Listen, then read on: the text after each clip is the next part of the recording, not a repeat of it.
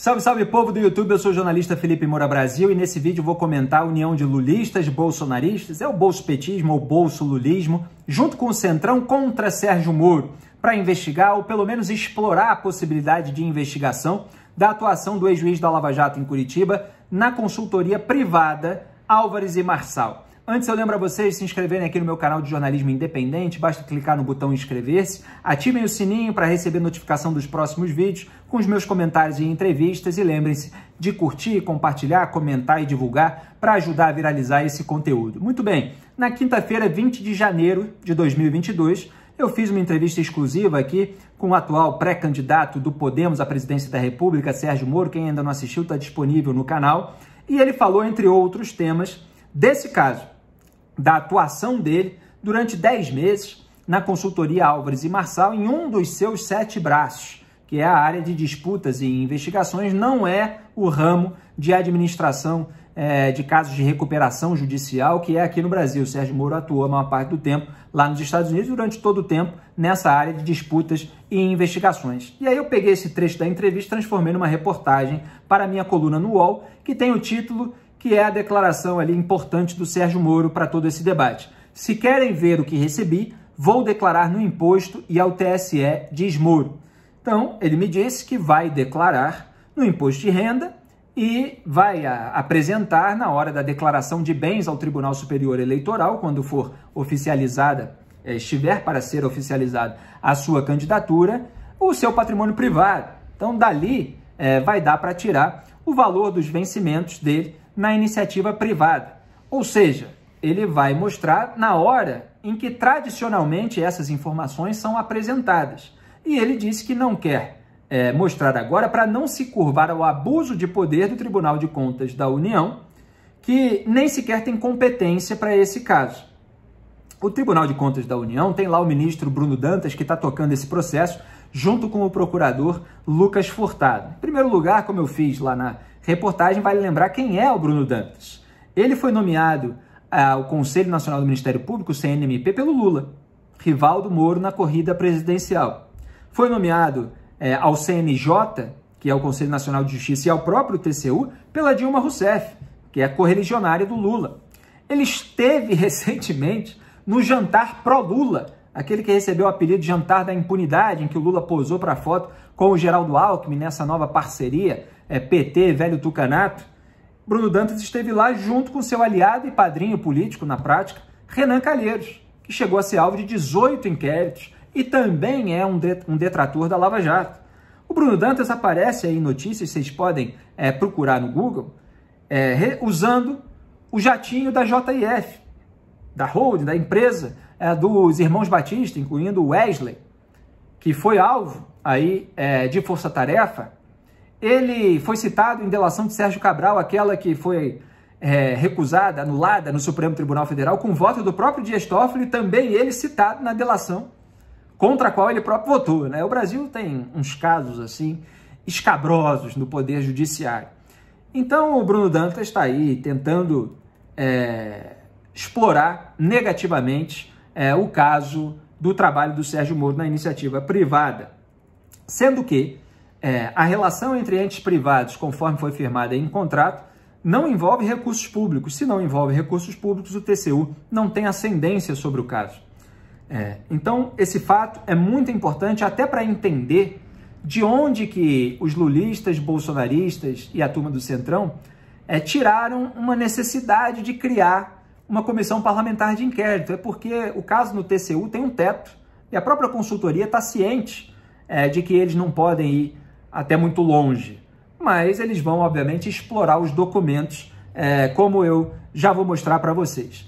Então você vê aí porta-vozes do Gilmar Mendes, do Lula, obviamente a claque bolsonarista aí nas emissoras que recebem uma fortuna de verba publicitária do governo, omitindo uma série de informações e cobrando que o Moro mostre antes aquilo que todos os candidatos vão mostrar no momento que faz parte daquele prazo natural de oficialização de candidatura. E fingindo que isso é um grande sigilo, que isso é um escândalo, tentando dar ares de escândalo a uma relação natural. O acordo de colaboração premiada e de leniência da Odebrecht foi fechado 4 anos antes de o Moro receber proposta, quando saiu do governo Bolsonaro, antes do fim do mandato, por causa da interferência do presidente na Polícia Federal. Então, a alegação que essa turma do sistema dá é de que o Moro quebrou a empresa para depois, no futuro, receber dinheiro da empresa que cuida da recuperação judicial da empresa que ele quebrou. Essa é a alegação que tenta, obviamente, ocultar os crimes cometidos pela Odebrecht, os pagamentos de propina a esses políticos, inclusive, que estão tentando retaliar o Moro nesse momento, distorcem o que aconteceu antes e dão ares de escândalo ao que aconteceu depois e unem as duas coisas como causa e efeito. Então, o que aconteceu naquela época? A cúpula, os executivos da empreiteira, eles negaram durante anos os crimes cometidos, até que os investigadores, com compartilhamentos de dados internacionais, etc., chegaram a um acúmulo substancial de provas, prisões preventivas decretadas contra o Marcelo Odebrecht, inclusive pelo próprio Sérgio Moro, e aí começaram a falar. E quando começaram a falar, fecharam 77 acordos de colaboração premiada, homologados pela ministra Carmen Lúcia, do Supremo Tribunal Federal do país, quer dizer, a mais alta corte do Brasil, como foi lembrado, inclusive, no relatório técnico da auditoria interna do TCU, que rechaçou as teses de investigação, que mostrou que é uma desconexão lógica, que falta substância, e que deu a ordem cronológica dos fatos. Então, a empresa sofreu as consequências dos crimes cometidos pela sua alta cúpula. O juiz, obviamente, não pode olhar para o outro lado e fingir que não houve aqueles crimes e que aquelas pessoas não precisam ser responsabilizadas. E tem um outro fator que o Moro depois apontou na sua entrevista ao Flow Podcast, que é a demora que a Odebrecht teve para assumir os seus crimes, sendo que ela poderia, tinha legislação para isso desde 2013, assumir antes e minimizar as multas, os danos, os prejuízos, mas não, ela ficou negando. Eu, naquela época, escrevi um monte de artigos e crônicas ironizando as notas da Odebrecht. Pessoal mais jovem não vai se lembrar, e quem não acompanhava isso ainda em minúcias também não, mas quem acompanha meu trabalho sabe. Quantos artigos, quantas crônicas ironizando, nego veementemente, negamos veementemente e tal, até que falaram tudo. Fiz vídeo, deve ter aqui no meu canal, inclusive, com o Marcelo Odebrecht dizendo que não vou caguetar, mesmo que eu soubesse alguma coisa e eu não sei, eu não caguetaria, porque não é assim que eu ensino meus filhos e tal. E depois começou a falar tudo. O que o Moro falou no podcast foi também o seguinte: como essas empresas eram beneficiadas com contratos que eram uma fortuna, às vezes tinha contratos bilionários, né, envolvendo essa parceria público-privada, com formação de cartel, inclusive, e tal, eles precisaram depois concorrer no mercado limpo. Quer dizer, concorrer sem aqueles esquemas que os beneficiavam. Então, eles encontraram dificuldade também por isso. Eles estavam acostumados a molhar a mão de agente público e político para receber grandes verbas. E aí, depois, tiveram que concorrer como aquelas empresas que fazem tudo certinho têm de fazer no mercado. Você imagina você, seu empreiteiro, ser dono de uma empresa que tem uma limitação de recursos humanos, que usa equipamentos que não são os mais modernos, mas que vai crescendo a cada contrato que consegue, a muito custo, com muito esforço. E aí você tem lá um concorrente que está mancomunado com o poder público, pagando propina e recebendo uma bolada.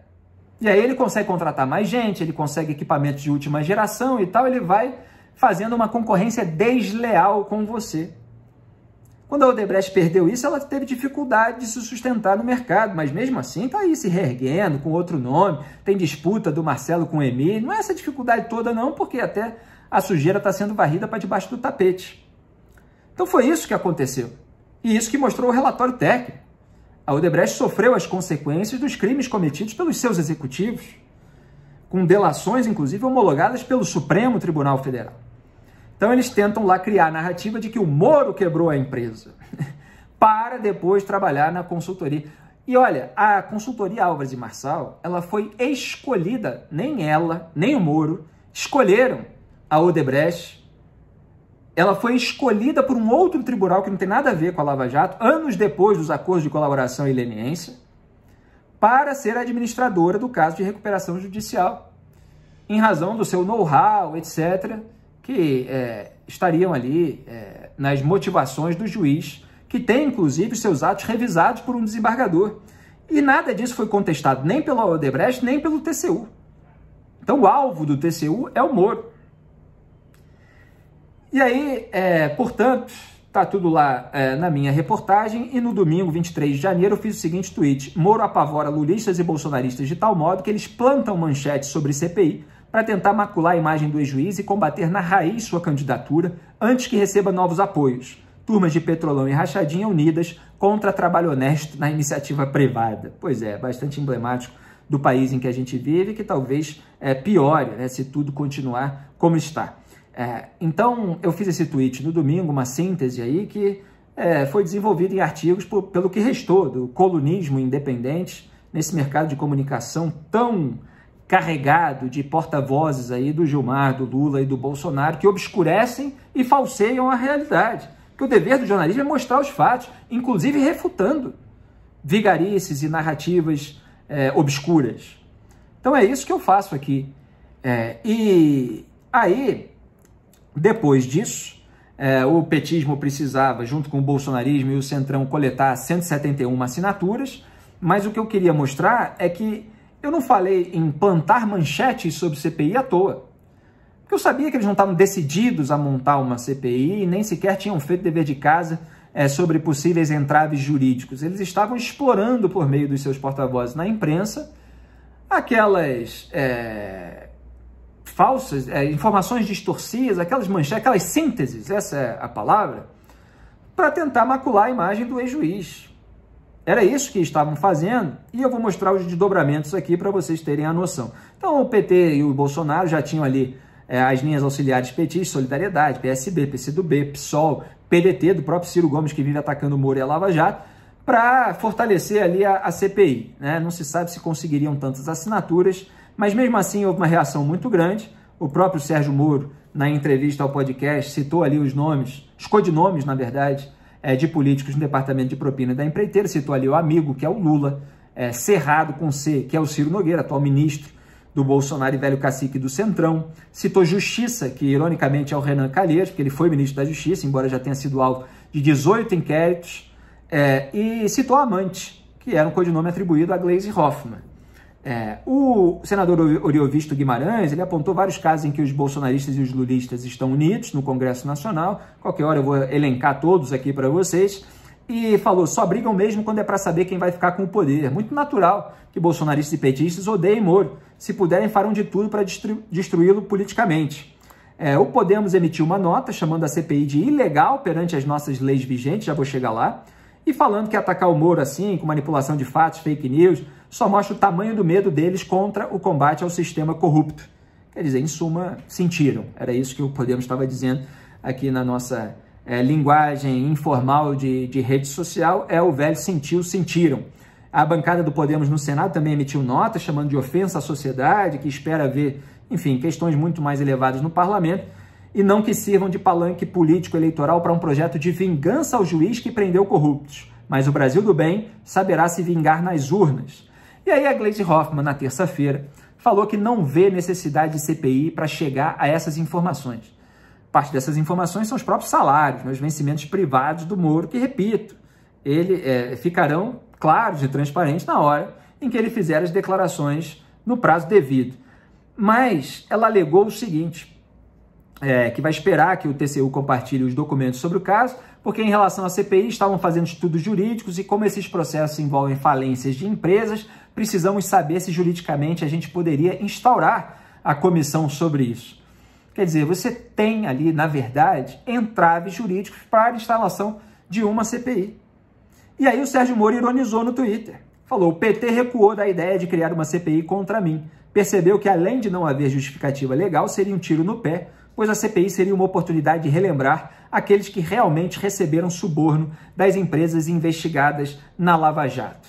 O que ele disse em entrevista? Que o pessoal quer roubar e quer que não aconteça nada e quer mandar um recado. Se você vem atrás de mim por corrupção, você vai enfrentar as consequências, nós vamos atrás de você. Ele falou que esse pessoal quer retaliar. é um pacto para evitar que volte o combate à corrupção, mas que ele não tem medo de cara feia. Falou até que se conseguirem podem quebrar o sigilo, mas não vão provar nada. E é gente que recebeu o suborno da Odebrecht dizendo que ele fez a coisa errada e quem fez foram eles. E a vergonha está neles. Foi o que disse o Sérgio Moro.